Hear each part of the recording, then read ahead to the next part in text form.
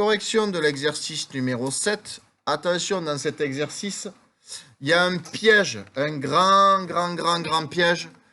Et les élèves, comme les enseignants, tombent souvent dedans. On dira merci à Monsieur Bex qui nous a donné la petite information le jour de son anniversaire pour qu'on ne fasse plus cette erreur.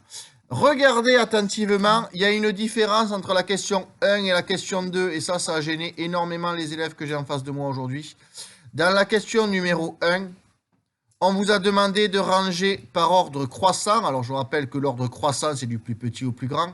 On vous demande de ranger les températures. Donc, dans le petit 1, on va ranger les températures, c'est-à-dire les nombres qui sont là. Et dans le petit 2, on vous demande de ranger dans l'ordre croissant les gaz. On vous demande de ranger les gaz dans l'ordre croissant de leur température d'ébullition. Donc, dans le petit 2, il va falloir ranger les noms de gaz. Donc, allez, on est parti. On va commencer avec le petit 1. Donc, on doit ranger les températures. Donc, on doit ranger les températures de la plus petite à la plus grande, donc dans l'ordre croissant, la plus petite étant moins 246. On écrit donc moins 246. Quand on doit mettre dans l'ordre croissant, on doit toujours dire ce sigle-là. Donc, moins 246 est plus petit, Nina, que moins 183. C'est parfait.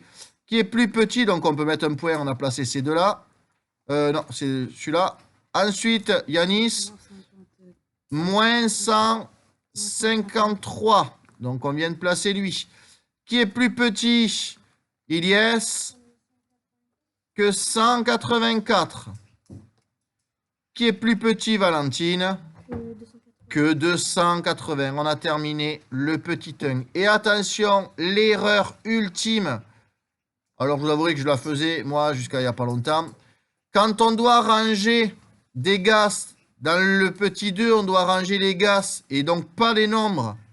Si on doit les ranger dans l'ordre croissant, Mayline, qu'est-ce qu'il ne faut pas utiliser?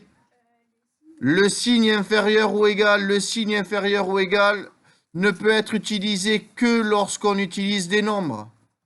Donc là, pour mettre dans l'ordre croissant les gaz, on va utiliser les gaz, les noms, et on va mettre des tirets ou des points-virgules.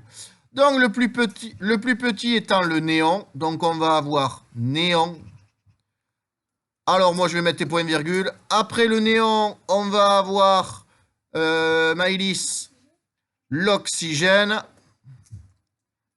Ensuite, Nathaël, le krypton. Krypton qui est le truc de Batman, il me semble. Donc, on a mis ces trois-là. Il manque quoi ensuite? Je t'écoute, Noémie. L'iode. Donc, l'iode. Et point-virgule, le dernier, étant le phosphore. Et l'exercice numéro 7 est terminé.